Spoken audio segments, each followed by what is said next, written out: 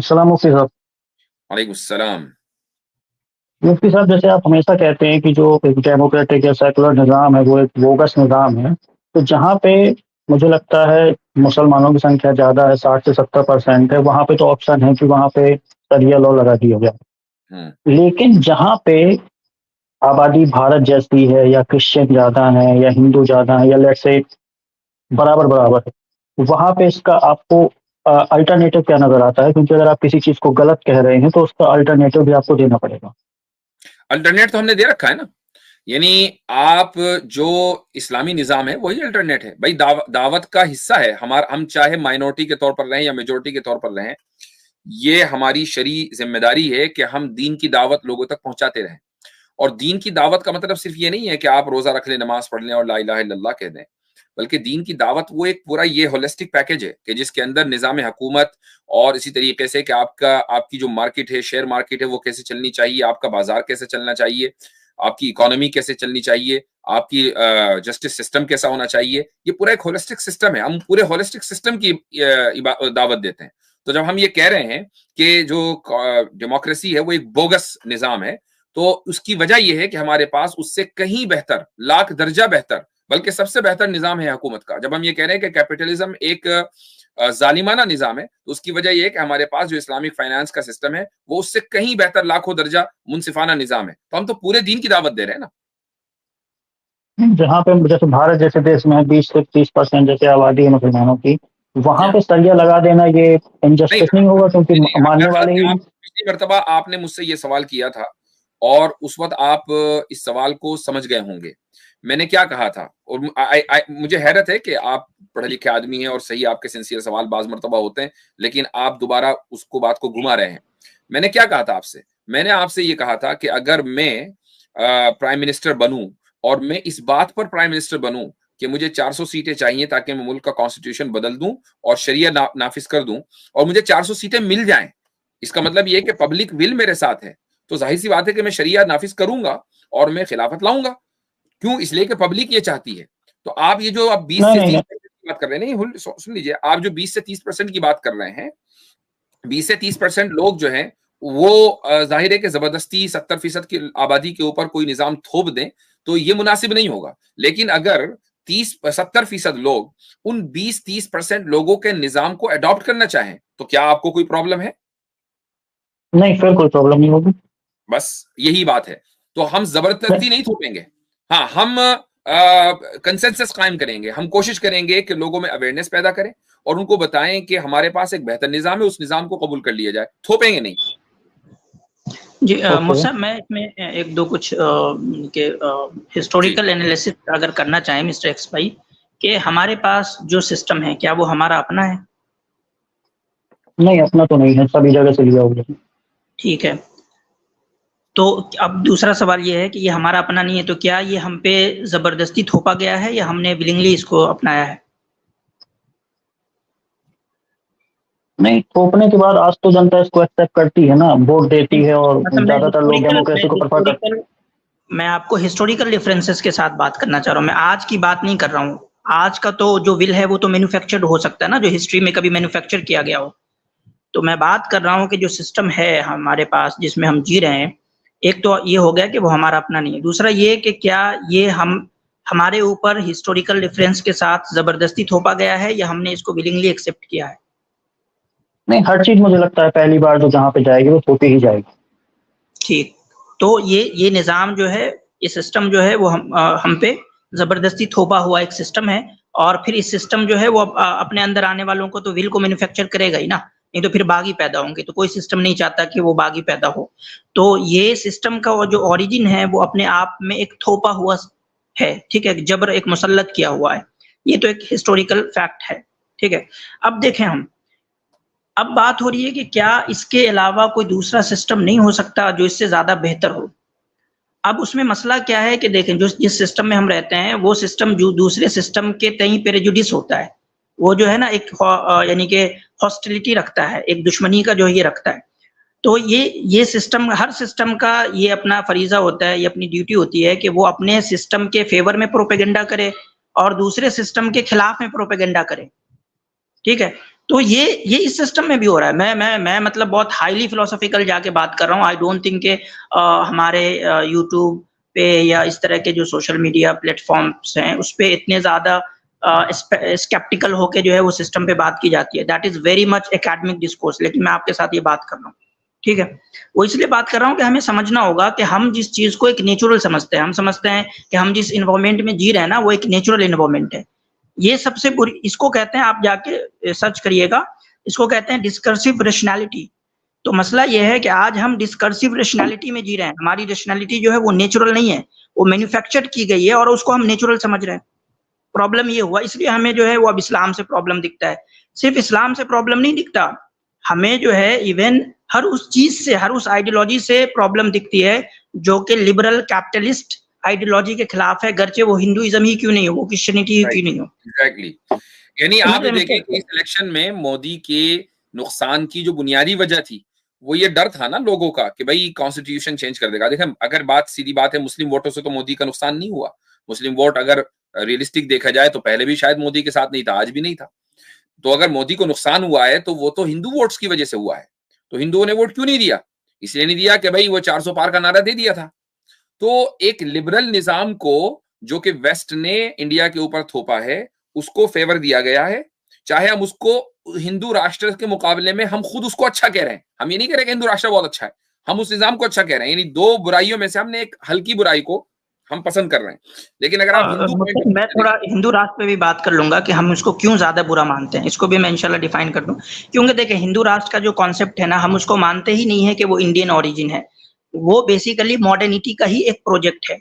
अब हम कैसे उसको डिफरेंशिएट करते हैं मॉडर्निटी के से, हम कैसे उसको जोड़ते हैं? हर वो सिस्टम या हर वो मूवमेंट जो के माध्यत परस्त हो, जो कि मेटेरियलिस्टिक हो, ठीक है, जिसका जो है, अब बताएं कि जो हिंदुत्व का जो मूवमेंट है उसमें क्या गुड जो है वो प्री डिफाइंड है, और वो गुड जो है वो क्या हिंदुइज्म का जो स्पिरिचुअल एस्पेक्ट है उस पे मबनी है, उस पे बेस्ड करता है? नहीं करता है। उसके यहाँ जो गुड को जैसे डिफाइन किया गया है वो मतलब के समझे कि नेशनलिस्टिक अप्रोच से किया गया है, यानी कि हिटलर से इंस्पायर्ड है, हिटलर से सीधा इंस्पायर्ड है। ठीक है। तो इसलिए हम कहते हैं कि हिंदुत्व जो है वो यानी कि हमारे यहाँ जो डिबेट भी होती है ना हिंदुइज्म और हिंदुत्व की, वो आइडियोलॉजिकल बेस पे नहीं हो रही है, वो जो है वो एक इमोशनल बेस पे हो रही है। और लोग कह रहे हैं कि भाई, कुछ लोग कह रहे हैं हिंदुइज्म जो है हिंदुत्व से अलग है और हिंदुत्व जो है वो हिंदुइज्म से अलग है। उसकी क्या फिलोसॉफिकल एजम्पशन है जिसकी वजह से वो अलग है, वो क्या फाउंडेशन है जिसकी वजह से वो अलग है, वो कोई डिस्कस नहीं कर रहा। तो हिंदुइज्म और हिंदुत्व में जो चीज सबसे बुनियादी तौर पे फर्क करती है वो क्या है? वो है उसका कॉन्सेप्शन ऑफ गुड, उसका के खैर का कॉन्सेप्ट, के अच्छाई क्या है उसका कॉन्सेप्ट। हिंदुत्व जो है वो एक प्योरली मटेरियलिस्टिक अप्रोच रखने वाला मूवमेंट है। और कोई भी रिलीजन, गरचे वो गलत ही रिलीजन क्यों नहीं हो हमारी नजर में, वो कभी भी मटेरियलिस्टिक अप्रोच नहीं रखता completely. That is the difference between Hinduism and Hindutva. नहीं, मैं हिंदू राष्ट्र पे तो बात ही नहीं कर रहा था, क्योंकि वो तो उसका तो कोई बेस है ही नहीं, ये तो मुझे भी पता है। शरिया का बेस है, इसलिए मैं उस पर पूछ रहा था। लेकिन मुझे फिर भी लगता है कि डेमोक्रेसी में कुछ बोगस चीजें हैं, लेकिन फिर भी अभी मुझे लगता है कि वो कुछ चीजें हैं जो मुझे लगता है शरिया से बेटर है। मैं 2-3 पॉइंट उस पर रख देता हूँ। जैसे एक पॉइंट ये है कि अभी आप और हम डिबेट कर रहे हैं एक टॉपिक पे, धर्म पे। लेट्स से अगर मेरा धर्म कुछ और होता, आपका धर्म कुछ और है, उस पर बात कर सकते हैं। जहाँ पे शरिया निजाम लागू है, जैसे डॉक्टर जाकिर नाइक साहब उनको इंडिया से बाहर निकाल दिए थे, मैं इसको सही नहीं समझता, क्योंकि डिस्कशन होना चाहिए। हेल्दी सोसाइटी के लिए डिस्कशन बहुत जरूरी है। ये चीज मुझे लगता है कि शरिया निजाम में अप्लाई नहीं होती कि आप अपना, मैं समझता हूं कि ये इस्लामी हिस्ट्री से नावाकिफियत की दलील है। जितना डिस्कशन इस्लामी हिस्ट्री में खुद इस्लाम के बुनियादी अकीदों के ताल्लुक से हुआ है, उतना आज नहीं हुआ, उतना आज भी नहीं होता। मसलन आप ये देखें कि अब्बासी या उमवी खिलाफत के दौरान, जबकि मुसलमानों का मुकम्मल उरूज था, ठीक है, उस वक्त जो ग्रीक फिलॉसफी का तर्जुमा हुआ और उस ट्रांसलेशन के नतीजे में एक डिस्कोर्स का और एक गुफ्तगू का आगाज हुआ, क्या आप वो कहीं देखते हैं पूरी इस्लामी दुनिया में? हालांकि उस फिलॉसफी को जो मुसलमानों में आई, हम उसको मुअतजिला कहते हैं, तो मुअतजिला को हम दुरुस्त नहीं समझ रहे, लेकिन ऐसा नहीं हुआ कि भाई फला मुअतजिली, चलो भाई इसको कत्ल कर दो, या मुअतजिला के ऊपर पाबंदी लग गई। यहाँ तक के इस्लामी दौर में एक फिरका पैदा हुआ जो आज भी है, जिसको आप आज आगा खानी कहते हैं, तो ये बातनिया के नाम से शुरू हो गए थे, और इन्होंने इस्लाम को मुकम्मल तरीके से डिस्टोर्ट करने की कोशिश की है, लेकिन ऐसा नहीं हुआ कि भाई बातनिया को चुन चुन के मारा गया हो, वरना अगर ऐसा होता तो ये मुकम्मल तौर पर खत्म हो चुके होते। इनकी बाकायदा किताबें थी। तो ये डिस्कोर्स तो हमेशा रहा है, गुफ्तगू हमेशा रही है। यहां तक कि इमाम अबू हनीफा किस जमाने में थे भाई, अब्बासी खिलाफत के जमाने में थे ना, बिल्कुल शुरू में। उनके मुनाजरे हैं किनसे? एथीस्ट्स के साथ। इसी तरीके से वो जो है जाफर सादिक, इमाम जाफर सादिक, उनके मुनाजरे हैं, जो इमाम जाफर सादिक इमाम अबू हनीफा के उस्ताद हैं, उनके मुनाजरे हैं एथीस्ट के साथ। तो एथीस्ट उस जमाने में मौजूद थे और उनके मुनाजरे हो रहे थे। जाहिर मुनाजरे में वो क्या कहते होंगे? अल्लाह मौजूद नहीं है, यही तो मुनाजरा होता होगा ना, और वो बाकायदा रिकॉर्डेड मुनाजरे हैं। तो ये जो गुफ्तगू है ये हमेशा हुई है। हाँ, गुस्ताखी की इजाजत नहीं दी गई है, वो एक अलग है, उसके लिए लॉ है, गुफ्तगू के खिलाफ लॉ नहीं है। इनफैक्ट मुफ्ती साहब बड़े मिस्टर एक्स भाई एक ना, ये हमारा एक असम्पशन ये भी गलत है कि हम जिस निजाम में रह रहे हैं वहां हर चीज पे बात करने की आजादी है। क्या हम ये बैठ के यहाँ पे डिस्कशन कर सकते हैं कि रेसिज्म को लीगलाइज किया जाए या नहीं किया जाए? कर सकते हैं? नहीं ऐसा नहीं कर सकते ना।